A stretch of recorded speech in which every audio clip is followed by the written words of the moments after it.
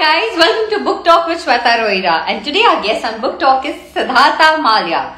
Well, we are going to have a book talk with him about his memoir, this debut book of his, where he talks about mental health and how important it is to work on the mental health. So we're going to have a talk with him all about this book. Have you read it? If not, then let me tell you, this is a book that you must read and you will definitely enjoy reading it and work on your mental health. In the meantime, I'm going to send him a letter with a book talk. Also, let me tell you while he joins us that Secret Bookshelf is an online bookstore and they also have a virtual book club.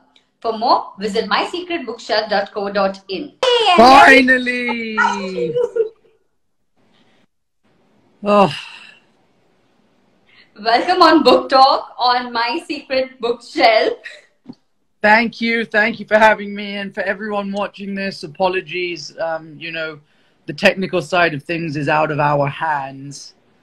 One thing Instagram teaches you that you all may plan, you all might do everything, but then it comes in like the divine intervention that I will decide what time this live is going to happen. Yeah. No, I kept getting a wave from you and no request to join.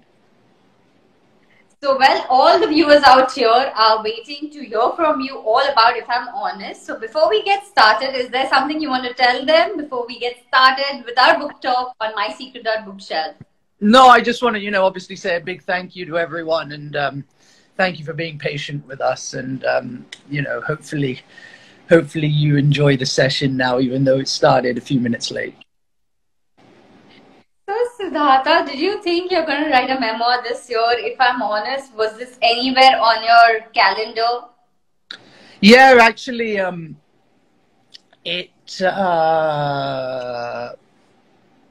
I decided, I think, to do it at the end of last year, around September, October last year.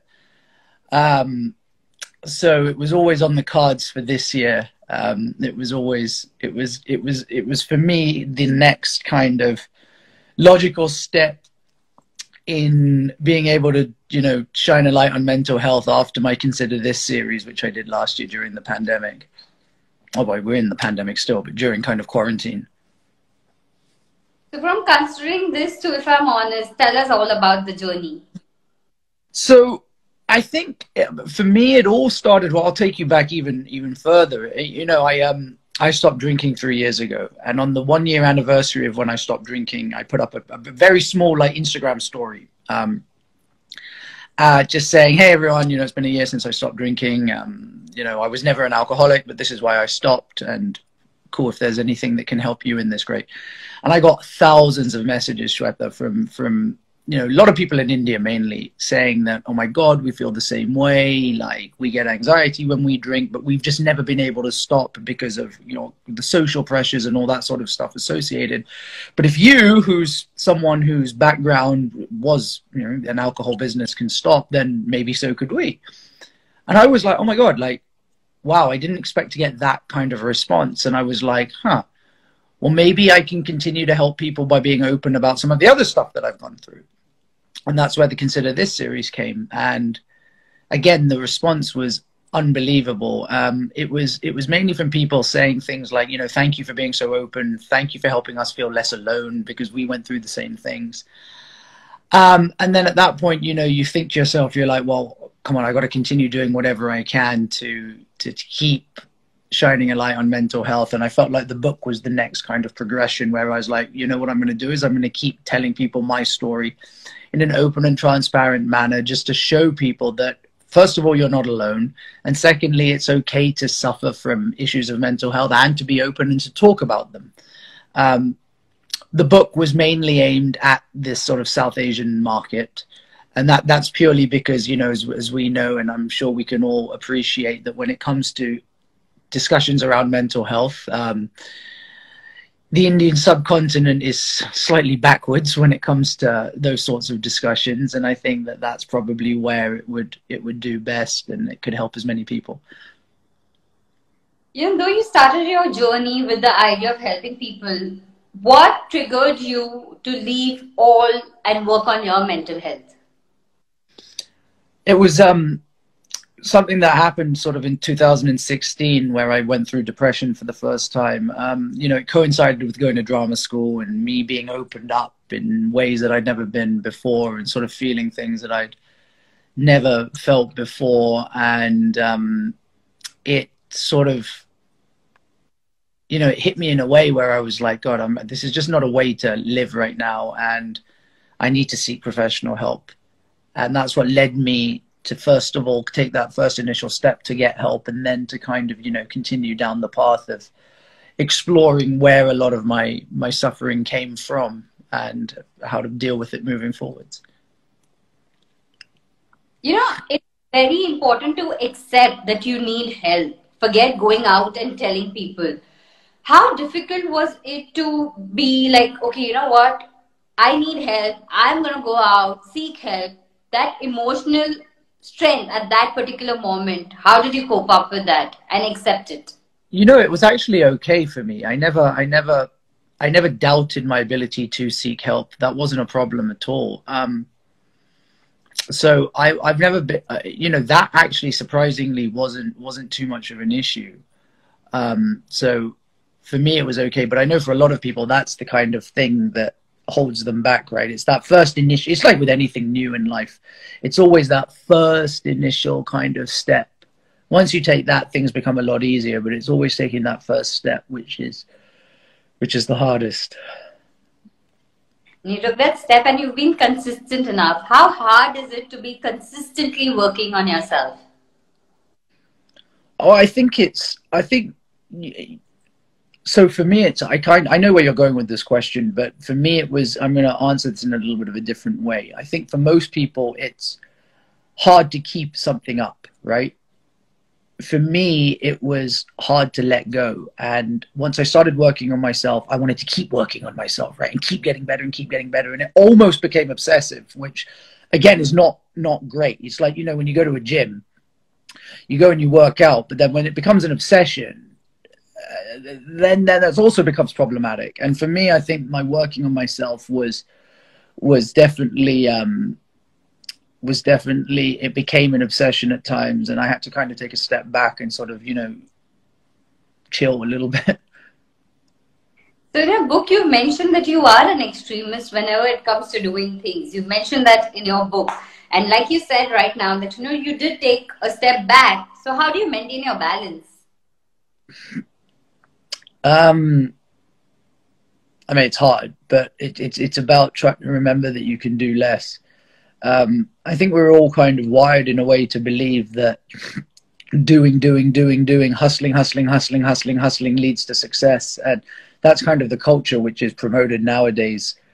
But I think, you know, what's important to remember is that smart work is more important than hard work, right? And I think, you know, something that I think a lot of people learned during the pandemic is that, and a lot of big businesses realize this, that they can actually, their employees are a lot more productive working lesser hours from their own homes than getting them to come in and spend, you know, doing more doesn't necessarily equate to better results. And that's what I had to learn. Before I go on with my next question, do you have your copy around so that we could have our My Secret Bookshelf selfie moment? Yeah, I do. I have it here.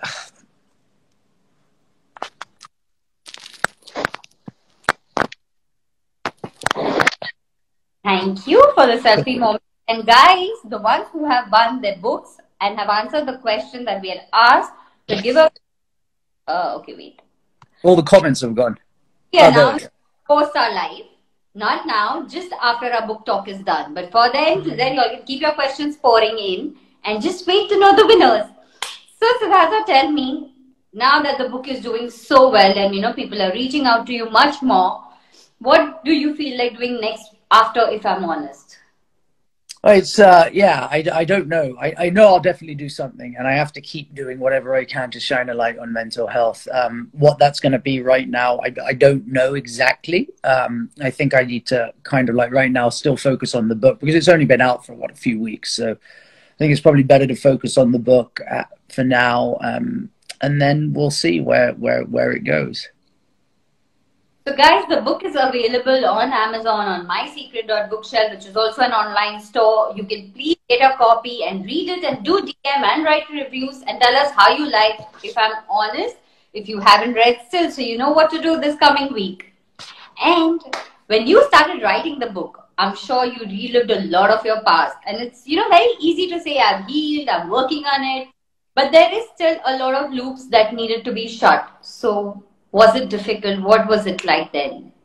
Yeah, but I think work it's ongoing, right? It's an ongoing process. I think that things are gonna continue to show up in different ways, and you continue to work on things in different ways. But for me, I think the book wasn't just like I woke up one fine morning and was like, oh, I'm going to write the book. The book is actually a culmination of years of self-work, right? Of years of discovery, of years of getting to a place where I could not only talk about the things that I talk about in the book, but also sort of, explain to the reader why I felt the way I did and where it stemmed from. And, getting to that level took a lot of introspection and a sort of deep dive into my past to kind of, see where it was coming from. Today you're inspiration to a lot of people out there who couldn't accept that they needed help, or they felt that, they didn't need help because they had all the materialistic things that they need. So how can they even go through a depression? Because it's a norm, that if you have everything, what are you depressed about? But you've come out and you've said, so did people, and that's kind of motivated a lot of people. So do people message you saying that, how can you say, or you have people saying like, what are you so depressed about even today? So when you have those things, how do you handle that? So of course there are messages like that from people. They're not that often though. I will say that people do say like, oh, what do you have to be depressed about? They can't understand why. And then you get other messages being like, obviously because of what my father and family's situation is at the moment, what he's going through, it's like, oh, who are you to talk about mental health when that's going on? And it's like, well, it's not really the same thing, is it? But I think for a lot of people, when you get those sorts of questions, it's a lot of people actually mirroring their own insecurities at you. And I'm sure you've dealt with, you've got 500,000 followers. I'm sure you've dealt with your fair amount of trolls over the years as well. And a lot of the time, right, as you learn, is that most of the time it's just their own insecurities that are being mirrored, or they're reflecting onto you. And when someone's like, what do you have to be depressed about? It's probably because they themselves are harboring some sort of guilt for feeling depression that they feel, and they don't actually want to do the work about it. So they want to try and bring someone else down to kind of make themselves feel better. In your book, you mentioned about toxic positivity, which is actually the new digital norm. And, it's like out there, which you need to get saved from. So how do you save yourself now that, you're digital all the time with your book, which you're promoting, with you're considering this and so much more? So how do you take a step back from toxic positivity? Well, I try. First of all, I have to tell you that until about 6 months ago, I didn't even know it was. I knew what it was, but I didn't know there was actually a term for it, which was toxic positivity. Like, you'd see people posting. And look, I'm all for positivity, right? And I think it's good. You should, great. But toxic positivity comes when you're clearly just trying to promote an idea when underneath it there's a lot of suffering going on. And I think that can be dangerous, right? Especially when people today feel like, oh, I've always got to be smiling. You don't. You've got to be human. And the way that I try and deal with it is, I think about a couple of months ago, I put up a post. This is just one example. I put up a post saying, hey, everyone, today I feel low and I feel sad and I feel empty. And then I wrote, the reason I'm sharing this is not for sympathy, but because if I'm going to share the times when I'm happy and glad, then I've got a duty to share these times as well.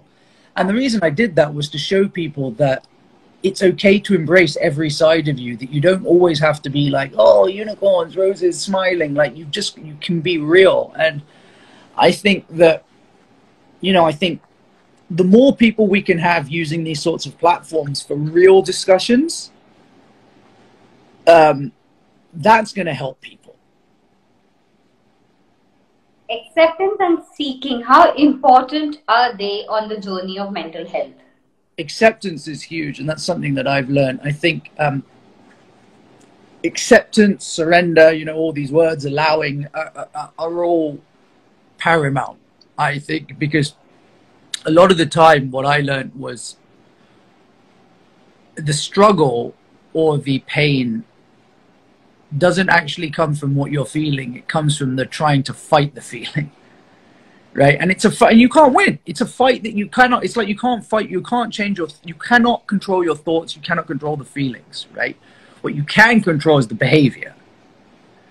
So instead of trying to fight a battle you cannot win, you're just going to expend energy and you're going to frustrate yourself. And that's what I learned. And seeking is an important one. Now, this is funny because I think I was always a seeker, right? What's next? What's next? What's next? And then I read the book Sidhartha by Hermann Hesse, which again, I'm not being biased because of the name on it, but it's, you know, it's one of the finest books of, you know, one of the finest spiritual books.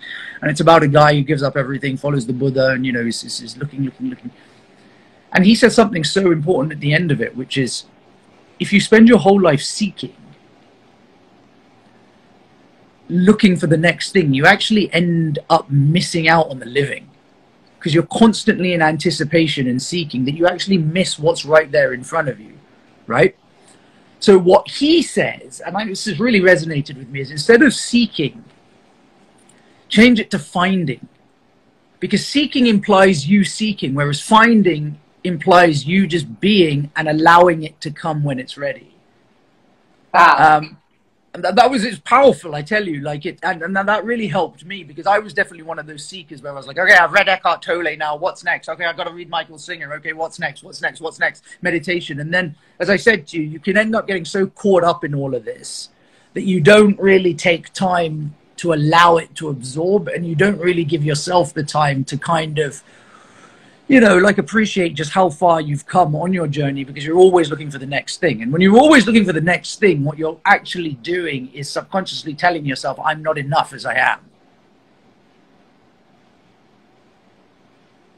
So it's the journey that constantly makes you not live in the moment and actually seek for more. Yeah, and it doesn't, a lot of the time what you actually need is right there in front of you. You just have to be open to keeping your eyes open to seeing it, right? So right now, while we are talking on our book talk, My Secret at Bookshelf says very powerful. JJ Aikaru006 says you're nailing it.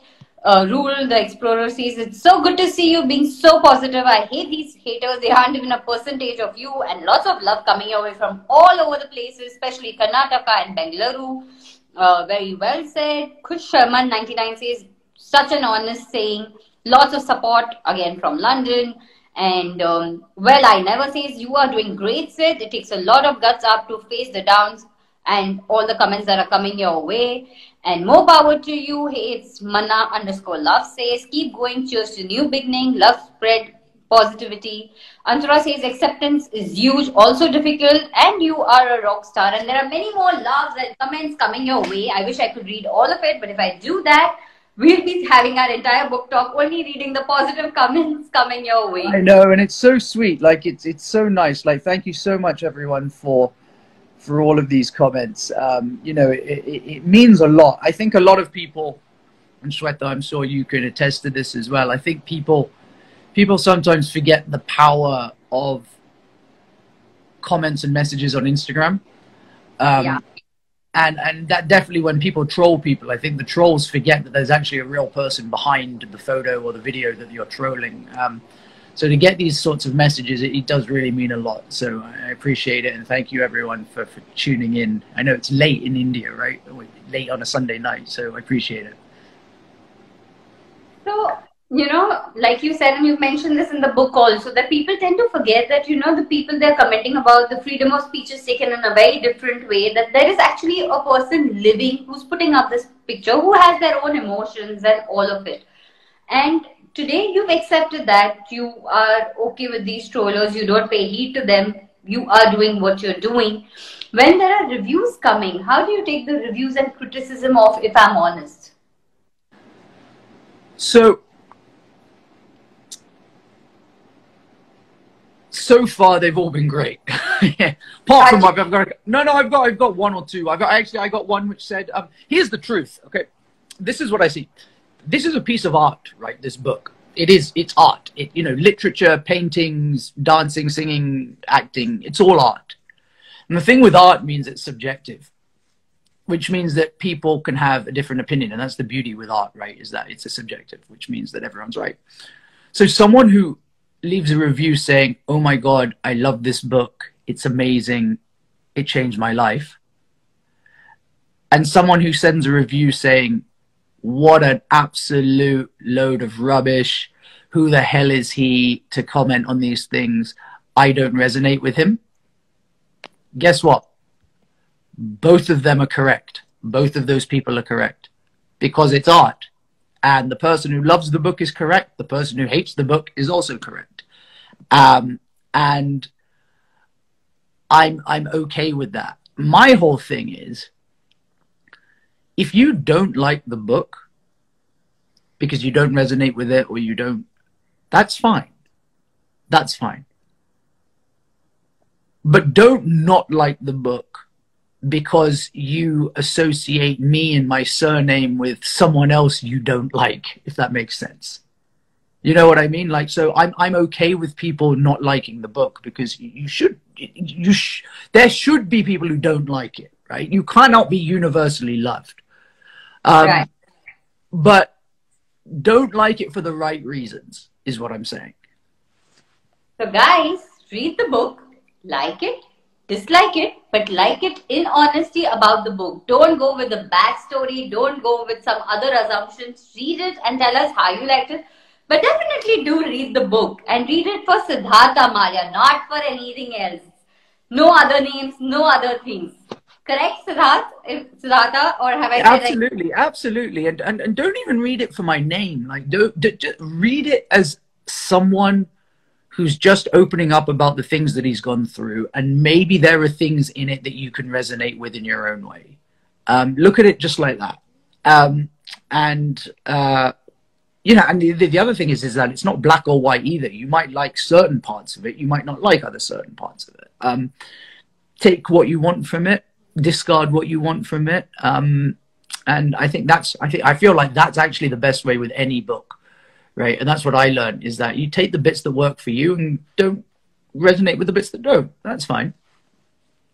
Being a creative person today, be it acting, be it working on expressions, you started expressing yourself. You started having the talks in the past, be it connected, the talks that you generally didn't have, like, in your mind regarding your family, all the loops that were open, you worked on them by expressing yourself. How important is expression today for you? Huge. But I think self-expression is something which, for me, self-expression, I define it as doing what I want, right? Doing what a person wants to do. Self-expression is also in the expressing, but self-expression is also in the choosing to do nothing. Because if you're, put it this way, right? If you hold back from doing something out of fear that you want to do, then you're not expressing yourself freely. Absolutely. But similarly, if you do something because you think you have to do it, but you actually don't want to do it, you're still not expressing yourself freely. You see what I mean? Like, so self-expression is doing what you think you want to do. Expressing yourself freely could be like, today I'm going to go and paint a picture. Expressing yourself freely may also be like, today I'm so tired, I'm just going to stay in bed the whole day and watch Netflix. So, in your book, there were points where you tried to express yourself and you came on a joint that you accepted how the other person is, and that's what gave you a closure about a lot of things in your life. So how does one work to get a closure according to you, as per your journey? Well, I think the thing that helped me a lot was to deal with people with empathy, right? And to try and look at things from their perspective. And I'm not saying you, and I think this is something we can apply to everything in life, right? I think, you know, look, here we are. Okay, here's the thing. You mentioned a little bit earlier about opinions and people getting their point of view across, right? Which is important. I think which is all about freedom of speech. People should be able to do that. The problem is today that we have so much access to get our opinion across by the click of a button that a lot of the time people don't think before they type. And that process of diligence required to make a decision or to make an opinion in the first place is lost. What I'm saying is that we should all keep an open mind. You do not have to agree with someone. You don't have to like someone. And I'm not saying that this is like something where it's like, oh, you know, turn the other cheek all the time. No, you don't have to like what someone did. You don't have to like what someone said. But instead of being like, no, no, no, you're wrong. No, that person screwed me over. No, no, no, no, no. Try and look at it and be like, okay, that person hurt me, or that person said something I don't agree with. Let me try and figure out why they think that way, why they said that. What is it that they're seeing that maybe I'm not seeing? And again, you don't have to agree with them, but I think it can help a lot to try and look at things from other people's points of view and be like, okay, well, they did that because this happened to them, kind of thing. And that can just help. It just gives a nice broader perspective on things, and it can help you kind of let go of a little bit of the anger in the process, is what I found. You read a lot of books, like you mentioned, you know, Siddhartha and The Power of Now, and also the self-work book that you were working on, which made you discover a lot of things about yourself. So what is the importance of reading when it comes to your mental health? Reading in general, or reading kind of self-help books? Self-help books, majorly, because, you know, that is a point that I think the important thing there is to, what I said earlier, is read as many of these as you want and then take the bits that work for you and get rid of the bits that don't. I fell into a trap where I'd read the, you know, like The Power of Now, Eckhart Tolle, and then I'd be like, oh my God, I now need to apply all of this into my life. Then I'd read The Untethered Soul and I'd be like, oh my God, I have to apply all of this into my life. And just some of it wasn't working for me. And then what I had to realize, I was like, listen, this book was written by Eckhart Tolle at a certain point in his life. Right. About things that worked for him. It doesn't have to work for you. So take the bits out of it that do work and get rid of the bits that don't. And I think that's the message that I even end the book by saying that, if you see it, where I'm like, this is your process, right? These things that you read are not the rules of life. They are tools. Read as much as you want, research as much as you want, and then make a system that works for you. Only you know what's going to work for you. Completely agree with you on that. And today, when you work so much on yourself, when you retrospect on your past, what do you have to tell your past self? So I always I find this funny, because it's like, obviously I talk about in the book that, like, you know, 10 years ago or whatever, I was operating out of a place of ego. And to be honest, I don't think I'm any different. I think most people in their young 20s don't know themselves, right? And certainly the ones who grew up when, you know, how old are you, Shweta, if I may ask? I think, yeah, what you're saying, I totally resonate with. No, I'll tell you why. I'll tell you why. How old are you? I am 34. Okay, so I'm 34, so we're exactly the same age. So we grew up in a time where this stuff was not talked about when we were kids. The whole idea of saying that you needed a counselor, people... No, it just didn't exist. So therefore, when we were young, in our late teens, early 20s, how the hell were we meant to know ourselves? Now, today, in today's generation, again, I don't think an 18-year-old knows themselves, but at least they're probably more in tune with themselves than we ever were, just because they're being taught about this stuff at a much younger age, right? So when I look back on my younger self, I don't blame him. I look at him with love and I look at him with compassion. And you know, when you have those questions which are like, what would you change?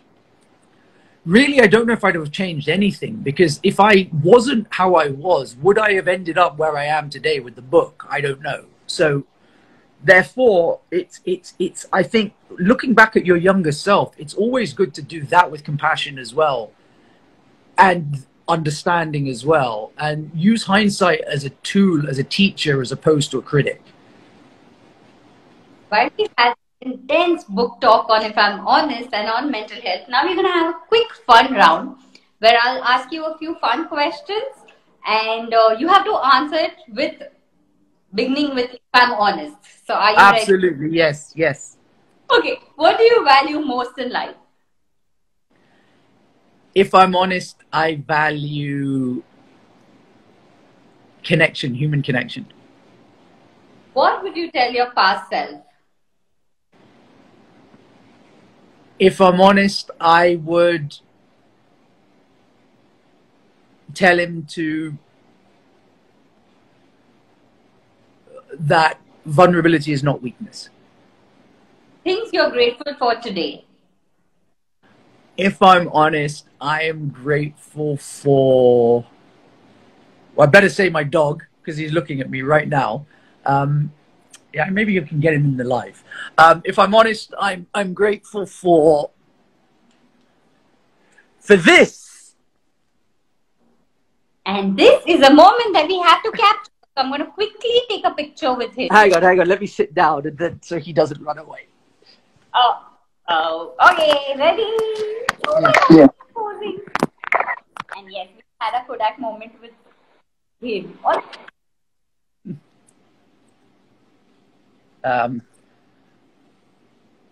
There's a friend of mine who's joined this. If I'm honest, I value my friend Ashish Dugar, who has joined the live right now. Ashish is the president of Saudi Arabia Cricket. So if anybody wants to play cricket for Saudi Arabia, he's your man. He's the chief selector. I can't hear you. Can't hear you. Can you hear me now? Now, yeah.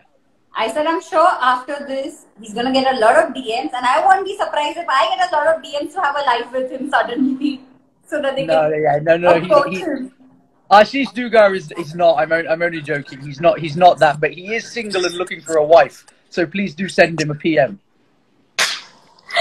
Okay. So the next question for you, not for Duke, because Duke is all set to just have people looking at him right now. So what is the definition of mental health? Oh, hard one. Okay, if I'm honest, the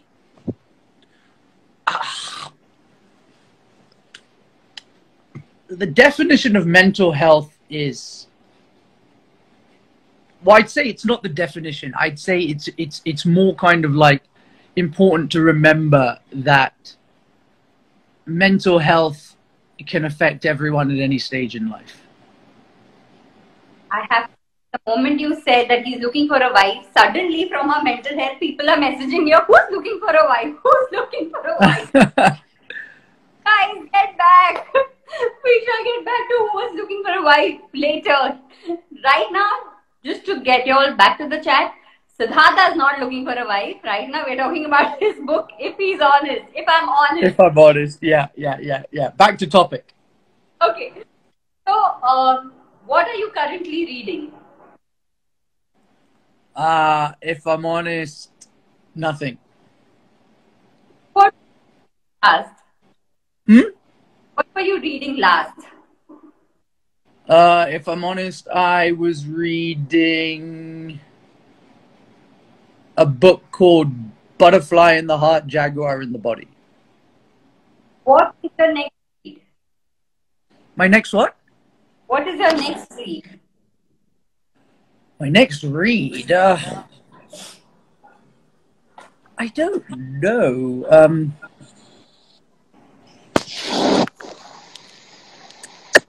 I honestly, I don't know at this stage. I think, yeah, I don't know. I don't know. If I'm honest, I don't know. If I'm honest, I don't know at the moment. I think I'm gonna take some time. I can't hear you again. Favorite memory from your book? From the writing of the book, or yes, during? From the writing of the book.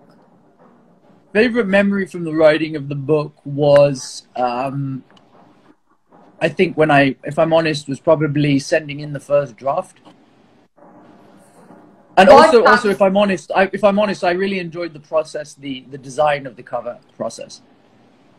what calms you down? Calms me down. If I'm honest, running. Running is my meditation. What are you currently addicted to? Or addicted to. If I'm honest, I am currently addicted to cookie dough. I'm always addicted to cookie dough, but there's this new place that I found that just serves it in a tub, and it's my thing. If the title of your book was not If I'm Honest, what would it be? Consider this. If I'm honest, consider it was meant to. I will tell you right now. It was under the working title. Consider this as a continuation of the series, and then what I found is that I kept writing, like, I use the word if I'm honest all the time when I talk and when I write, and then I wrote so much if I'm honest, I was like, hang on, this is a way better title. So thank you for your time for the book talk on My Secret Bookshelf, and all the viewers here are excitedly waiting for the winners. They want to know who are the winners, so Yes. I just quickly announce the ones. They are the 5 giveaway winners for If I'm Honest are Mushida_reads, the _artsy_connect, Das Namita, Kitab Pyar, and Biblio_Sagarika. So Oh, anything amazing. you want to tell these winners? Yeah, congratulations to all of you. I hope you you enjoy the book.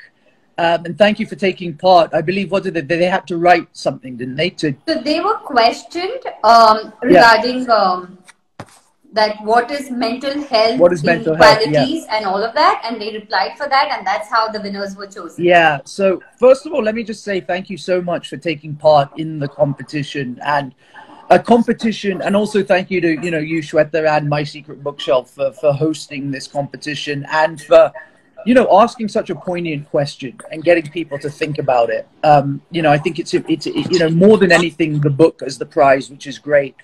But the fact that people took time to enter this competition, but they also took time to think about something which I think all of us should think about, regardless of a competition or not.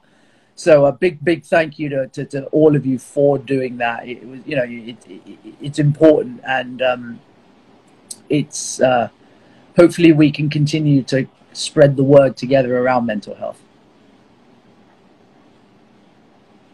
Can't hear you again. I don't know where the volume's gone. No, what has happened is, the dhol is happening somewhere around, because of which the disturbance is happening. So it's, I think, some barat or something that is going. So the dhol sound is louder than my sound. Oh, okay. So it keeps trying to get it out. Yeah. So yeah, congratulations to all the winners on My Secret Bookshelf, and all the people who haven't read If I'm Honest by Sidhartha Mallya. Then you all know what to do after this book talk. Go get your copies. And do let us know how you liked it, and do connect, DM him, DM Westland Publications, DM My Secret Bookshelf. And Sidhartha, we are looking forward for many more books from you on this particular topic. Yeah, thank you so much. And to all of you out there, the book's available on Amazon. It's available in bookstores across India. It would be great if you've read it, or if you do get it from Amazon, do leave a review, because we'd love to see what you think of it.